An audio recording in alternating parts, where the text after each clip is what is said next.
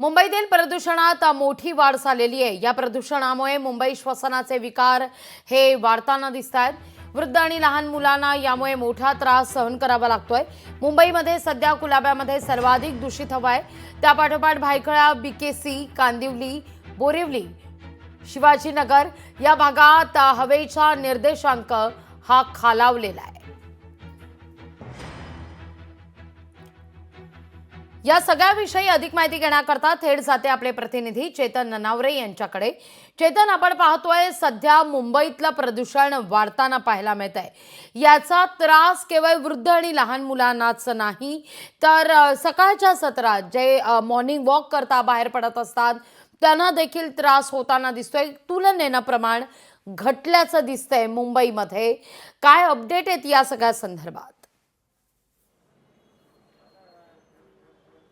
निश्चित लागवी आज पुन्हा एकदा प्रदूषणाने आपली उच्च पातळी गाठलेली आहे आणि त्यामुळेच सकाळी लवकर जे वॉकसाठी बाहेर पडतात त्यांना डॉक्टरांनी सल्ला दिलेला आहे, जर तुम्हाला श्वसनाचे आजार असतील किंवा तुम्ही वृद्ध असाल, लहान मुलं असाल तर निश्चितपणे इतक्या लवकर घराबाहेर पडणं निश्चितच तुमच्या तब्येतीसाठी चांगलं नसेल।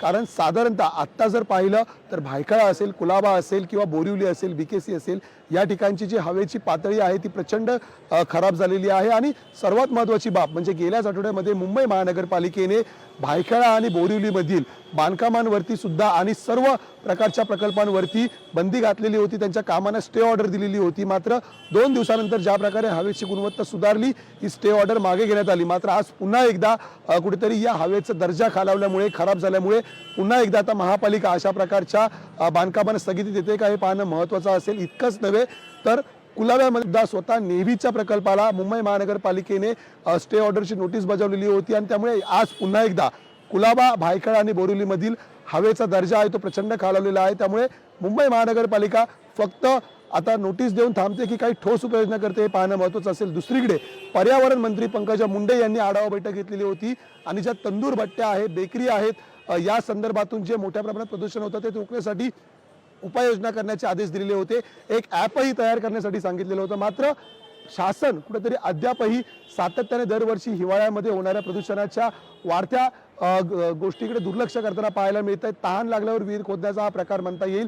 कारण आत्ता जर ॲप तयार करायला घेतलं तर ॲप कधी तयार होणार आणि कधी या प्रदूषणाला तुम्ही रोख लावणार हे पाहणं महत्त्वाचं असेल। त्यामुळे चेतन, या सगळ्या उपाययोजना एकीकडे होतच आहेत, पण दुसरा सगळ्यात महत्त्वाचा मुद्दा म्हणजे ठिकठिकाणी मुंबई अक्षरशः खणून ठेवलेली आहे। कुठंही मोकळा रस्ता नाहीये, वाट दिसत नाहीये। खड्डे जे पाहायला मिळतात तिथून वेगळ्या मार्गाने जायला निघावं मुंबईकरांनी, तर तिथे एक दुसरा खड्डा खणून ठेवलेला आहे। यातून प्रदूषणात भर पडतीये। आणि दुसरा सगळ्यात महत्त्वाचा मुद्दा, थंडी सगळीकडे आहे, त्यामुळे ठिकठिकाणी शेकोड्या सुद्धा रात्री पेटवल्या जातात। त्यात आणखीन एक कारण या निमित्तानं समोर येत आहे। या सगळ्या उपाययोजनांकडे कोणी लक्ष देणार आहे का? जी मुंबई खणून ठेवलेली आहे त्याला कुठेतरी निर्बंध लावले जाणार आहेत का? कारण आपण पर्यावरण राखण्याचा विचार करतोय, ॲप तयार करण्याचा प्रयत्न करतोय, पण जे खणून ठेवलेले आहे ते बुजवण्याकडे कोणी लक्ष देणार आहे का?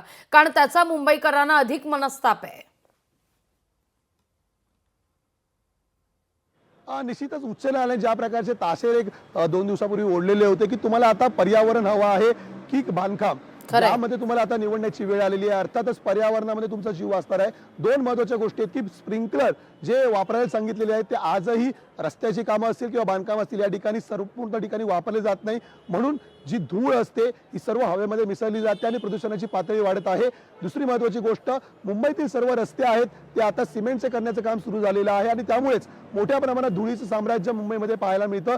बांधकामं मोठ्या प्रकारे सुरू आहेत आणि उन्हाळ्यात आणि पावसाळ्यात ज्या उन्हाच्या तीव्रतेमुळे आणि पावसामुळे हे प्रदूषण खाली बसतं, हिवाळ्यात मात्र याच्या उलट परिस्थिती असते। ऊन तितकंसं नसतं, पाऊस नसतो, त्यामुळे प्रदूषणाची पातळी प्रचंड वाढते। त्यामुळे याच कालावधीमध्ये सर्व उपाययोजना आणि नियमांचं पालन होतं की नाही याची कसून चौकशी करण्याची गरज पालिकेने। त्यामुळे ज्या प्रकारे थुंकल्यावरती किंवा कचरा केल्यावरती एक मार्शल्स नेमलेले होते महापालिकेने, त्याच प्रकारची आता तरतूद या प्रदूषण होणाऱ्या प्रकल्पांच्या आणि बांधकामांच्या ठिकाणी नेमण्याची गरज व्यक्त केली जाते। लागली निश्चित चेतन, तुर्तास धन्यवाद तुम्ही दिलेल्या एकूणाचा सविस्तर माहिती करता।